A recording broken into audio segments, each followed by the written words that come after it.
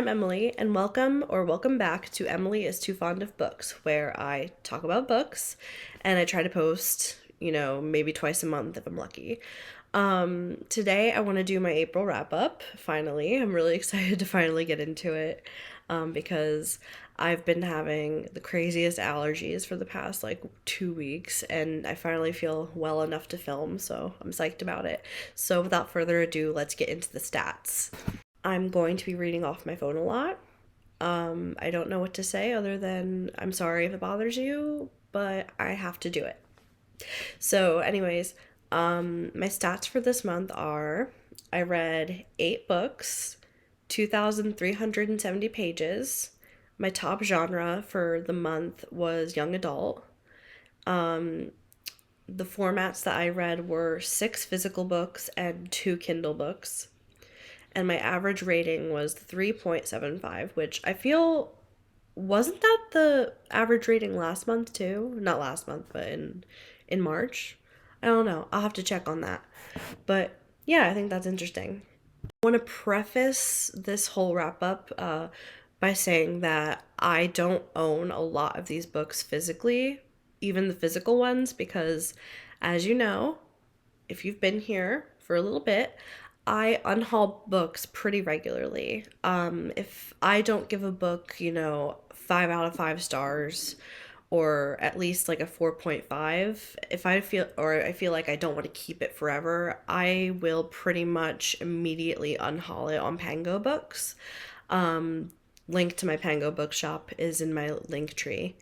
So I don't have a lot of these, and I don't yet know how to put like the cover up in the corner. So you're gonna have to use your imagination. I'm sorry. But I do, the ones that I gave 5 stars to and the ones that I'm keeping, I do own and I will hold up. So there's that disclaimer. So the first book that I read in April, or that I finished in April, was a carryover from March because I was sick towards the end of March and it made me kind of slumpy. So I took a break from it and then went back to it. So it was The Witchhaven by Sasha Peyton Smith. And under the overview, I wrote, Frances is a teenage girl in 1911 working as a seamstress and dealing with the tragic death of her older brother. But everything changes for her when she's attacked by her boss, and her scissors end up in his neck without her being able to explain how they got there. Just as she is about to be arrested for murder, 2 women disguised as nurses whisk her away to a sanitarium that turns out to be a school for witches called Haxahaven. Frances is a witch, and everything just kind of unfolds from there. She is dealing with the death of her brother and the idea that it could be related to some, witchy stuff. And it kind of just gets crazy from there. There's like a little bit of romance in there. It checked a lot of boxes for me. And I liked Frances as a character, and I thought the side characters were great. And, there was queer representation and Native American representation. But I still feel like this book had a diversity problem, and I wrote down why. And I think it would be easier for me to read that than to articulate it off the cuff, So I wrote, while this book has characters from diverse backgrounds and identities, I don't believe that you can claim that this book is incredibly diverse. If the non-white, non-straight characters took center stage at any point, you could. However, that never happens. 2 of the non-white or non-straight characters get significant page time, but only in relation to the white main character. At the end of the book, we get a bonus chapter about a lesbian character in the book, and while that's great, it would have been nice to see her actually get to be queer outside of passing mentions of it and then just that one chapter. So I really think that this book does kind of have a diversity problem, and that should be addressed in the sequel. I don't know if it will be. I plan on reading it because I did really enjoy this book, despite its flaws. I gave it a 3.5, and yeah, so I'm gonna read the sequel and we'll see how I feel then. I think it comes out in October of this year. I could be wrong. You know. So that was The Witchhaven by Sasha Peyton Smith. So April is National Poetry Month, I believe. Something like that. I don't know if that's the right name for it, but it's like Poetry Month. So I decided to pick up a poetry collection that I've had in my collection for a little while, um, called Dreamwork by Mary Oliver. You have probably heard of it because Mary Oliver is a very famous poet, but I had never read anything by her before. It won the Pulitzer in 1983, actually. So my thoughts were, um, I really enjoyed most of the poems, but some of them seemed a little too smart for me. I felt that way about some poetry recently, and I don't know if it's just that I've spent a lot of time away from like the medium, the genre itself, or if I just don't have the brain for it anymore. But overall, like I did give it 4 stars. I thought it was, quick but also deep. And from what I could understand and like digest from the collection, I really did enjoy. So, shout out to Mary Oliver and shout out to Dreamwork.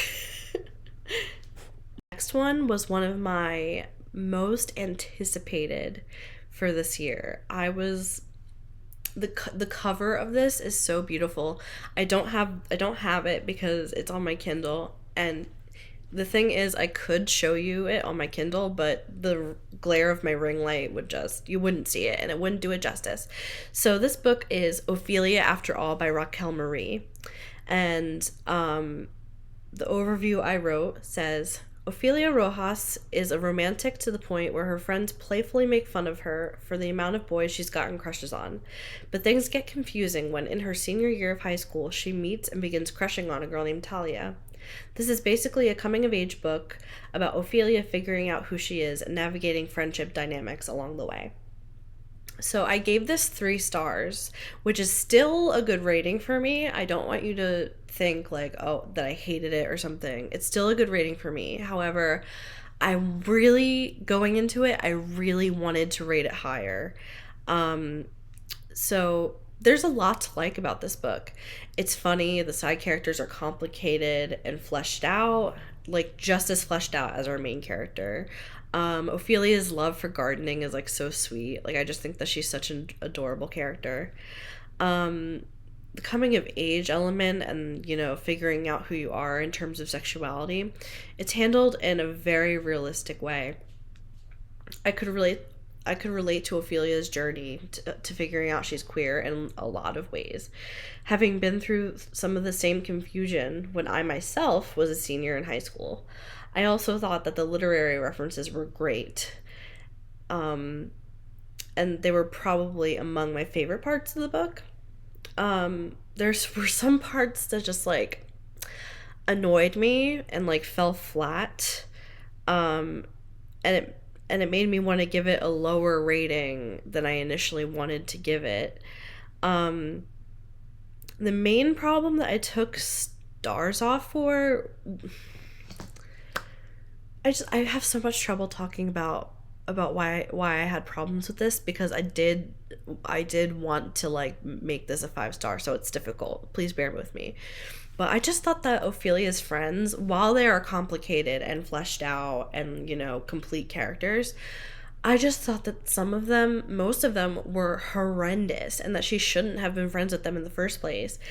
I I was the kind of person in middle school and high school who was boy crazy because of, compulsory heterosexuality and stuff like that. And if I had had friends who like made fun of me and like roasted me every time I had a crush, I simply just wouldn't have been friends with them anymore. Like maybe like Ophelia is a better person than me, but like I just simply would not be friends with them.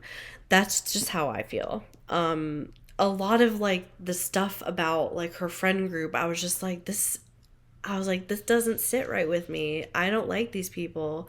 Love Ophelia, don't love these people. So I did take off a couple stars for that because it really did bug me.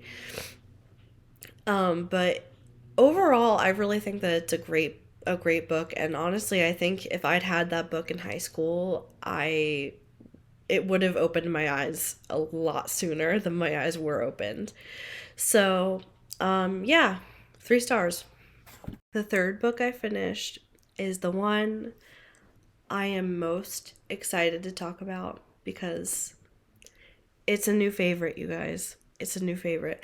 And I didn't even think that it was going to be a new favorite. And it just jumped out and surprised me. Maybe it just arrived at the right time, the way a new love does. No, but seriously, people we made on vacation. People we meet. I said that weird, but I'm not gonna redo the clip. People we meet on vacation, you guys.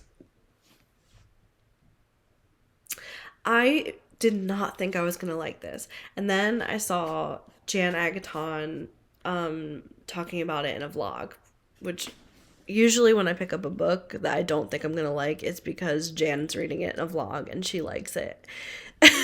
Her influence is unparalleled. But she was really liking it, and so I was like, okay, I'll put it on my TBR. And then for some reason, I really, really wanted like a book of the month copy, so I got it on Pango Books. And I started it with my expectations were on the floor. And when I tell you how much I cried throughout this book, you'd be floored. Because most people are like, it's not sad though. And I'm like, listen, it's not sad, but there are things in it that just hurt and like hurt so good. Like it's just, I loved everything about this. I fully acknowledge that like there is like no diversity in this. I fully acknowledge that, and I think that's a problem. But at the same time, I also just, I don't know, man. It just arrived at the right time, and I loved it. And I'm like, maybe I like romance now. Maybe I'm a romance girly. Who knows? I still prefer queer romance. I still prefer romance, like a diverse romance, but this got me. And I don't know why this got me, but it got me good. And I, immediately was like, okay, gotta read everything Emily Henry's ever written, so that's like gonna be my next project. But anyway, I'm gonna give the summary, even though anybody who's been on BookTube for any amount of time knows what this book's about. So, it's about Poppy and Alex. They used to go on vacation together every summer until something went wrong and they stopped being friends. When Poppy is stuck in a major rut in her life and career, she decides the thing that's missing in her life is her friendship with Alex. Alex agrees to go on another trip with her after 2 years, and Poppy has 1 week to rekindle their friendship. But obviously more than that happens. And I just like, I don't know, man. How many times am I gonna say that? Like, I just cried so much. Like, there were like, and like, look at all these tabs. Like, I think I tabbed like every time I laughed or cried. And I like took notes, and like one of the notes just says I have permanent brain damage. Like, I was not okay reading this. I'm gonna insert a clip right here of me just like crying reading this, because I did take a clip. So here's that.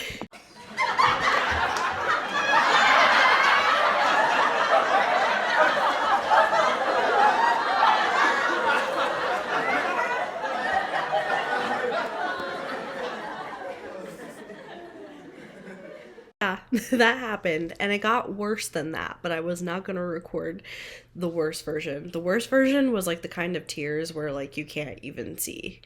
It was terrible. So I loved this. If you're a romance girly or romance boy or romance non-binary, you've probably already read this actually, because I'm really late to the party, but I loved it. I loved it so much. and I will definitely read it again. And I haven't stopped thinking about it since I read it. What is wrong with me? Anyway, thank you for listening to me ramble about people we meet on vacation for like a full 5 minutes. You guys are real ones if you listened to all of that. Okay, on to the next. Next book that I actually read in one sitting while I was hanging out at my brother's house. And it was recommended to me by Jessie from Bowties and Books. They are one of my favorite people, and I'm so happy to call them a friend. I love them. Jessie, I love y'all. So, it's Nightmare in Savannah by Lela Gwenn. I think that's how you say it. Lela Gwenn, yes. And it's basically, it's a graphic novel about four friends who, after discovering that they're fairies, they exact revenge on their bullies, which is like a really like cool concept. I love like takes on fairies that are more dark, because I feel like it's more true to like what fairies were intended to be when they were first like passed down like in folklore and stuff. So I loved that. I thought the art style and the colors that were used throughout the book were stunning. I saw some critiques about the art on Goodreads that like it looked unfinished.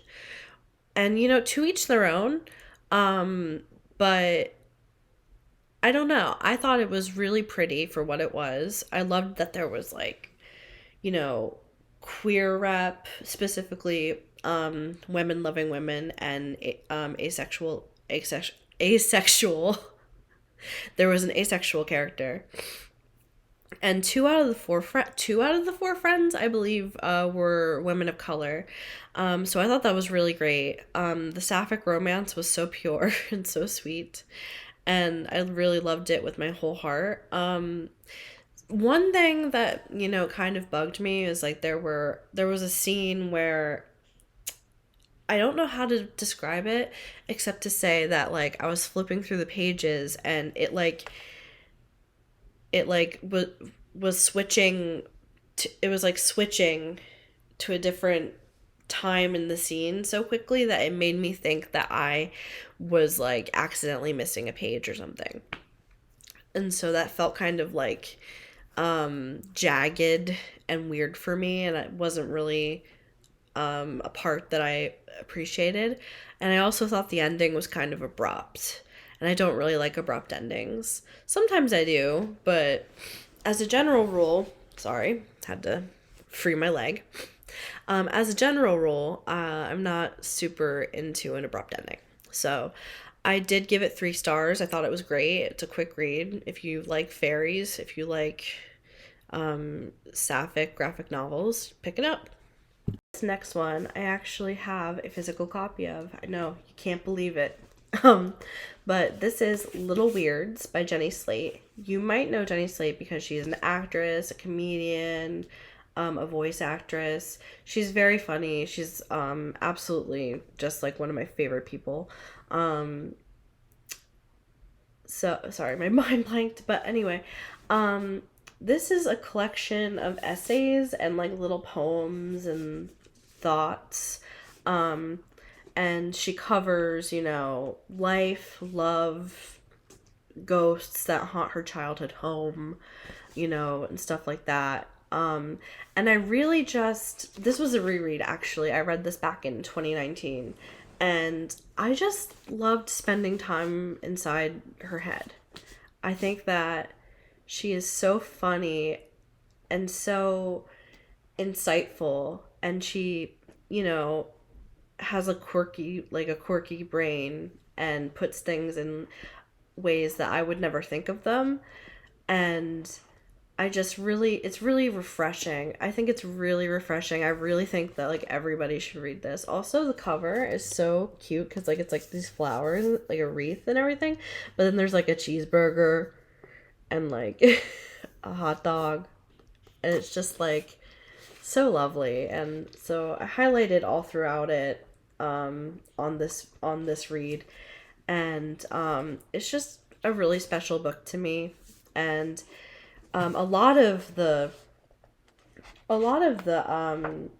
essays and stuff read like poetry, and since April was, National Poetry Month, it felt appropriate. So, yeah, I love it. 5 stars. Is The Book of Cold Cases by Simone St. James. It was one of my book of the month picks for March, I think, but I didn't read it until April. Happened. And the little overview I wrote down, it says, a true crime blogger gets more than she bargained for while interviewing a woman acquitted of 2 cold case slayings. So, crazy. It's going to be crazy. That's what I was promised. And, like, for the most part, like, yeah, crazy things did happen, but, let's look at my thoughts and we'll see what I thought, because I don't remember what I thought. That's why I had to write it down. I liked this book, but there was definitely something missing for me. It took a while to actually get good, but then when it did, it didn't get that much better, just getting better enough for me to not DNF it. I thought one character was particularly captivating, and I thought the dual timeline strategy worked in the book's favor. Favor? Okay. Favor. But I preferred the 1970s timeline. I think Simone St. James really shines when it comes to, like, period pieces, but when she writes in, like, the present day, I just feel like it's not as good. Like, it feels like the book is being written by 2 different people, and one of them is writing, like, this rich, like, period piece, and the other person is just, like, writing this boring, like, present day part with, like, a boring protagonist. And yeah, so I didn't like that element, and I ended up giving it 3 stars, I think. Yes, I ended up giving it 3 stars. And yeah, I just wish that it hit harder, but it didn't really hit harder. There was a paranormal element, and I wish that it was stronger and more sinister. But to be fair, the parts that were heavy in the paranormal, like, did absolutely make me scared to turn my light out. Like, to be fair, completely fair to Miss St. James. So yeah, that was the Book of Cold Cases. Lastly, I have Trouble Girls by Lynn Rubin, and it's a sapphic YA novel about 2 best friends who are about to go on a road trip. But after a night of unthinkable violence, they end up on the run from the law. It kind of gives, like, the same kind of vibes as, like, Sadie by Courtney Summers. That was, like, one of the first books that I thought of when I was reading it. I thought the book was a really solid sapphic romance, but it was a lot more than that. It's pretty much YA crime fiction with a Me Too era twist. I thought the story and characters were engaging, and that the relationship between the 2 girls was so believable. The devotion and love between them was something that was more than a romance. It was familial. I absolutely loved them together. I gave this 4 stars. The only thing that, like, really bugged me was that there are no chapters in this book. It's just, like, it's separated by page breaks, but for them, there are no chapters. It is just, like, straight. So it's really difficult. At points it was really difficult for me to, like, not be irritated by that, but I do understand, like, why that was done. It was very intentional. And what's crazy is, like, I didn't even tag Lynn Rubin in my review, but she saw my review anyway, and she commented on it, and she was so sweet and wonderful. So I'm gonna read whatever she puts out from now on, because I think that she is just a really cool author. Because authors don't have to engage with reviewers, and a lot of times, it can be murky when they do. But this encounter was really sweet, and I really appreciated it. She's a really, really cool person. And I loved her book. So yeah, that is it for my April wrap up. 8 books. Yeah, it was a great reading month for me, and I'm really I'm really proud of myself for, managing as many books as I did. And I hope that May will be even better, but I'm not sure because I'm feeling kind of slumpy lately. Anyway, if you liked this video, hit the like button if you are so inclined. If you're the nicest person in the world, you should subscribe, maybe. I don't know. I always like to talk to people in my comments. So if you would like to talk to me in the comments, please talk to me in the comments. How many times am I going to say comments in this outro? We don't know. All of my socials are down below. All of the people I've mentioned are going to be down below. And all of the books I mentioned are going to be down below. So thank you so much for watching. And I hope to see you very, very soon with my next one. Hopefully a book haul, perhaps? I don't know. Stay tuned. I love you so much. Bye!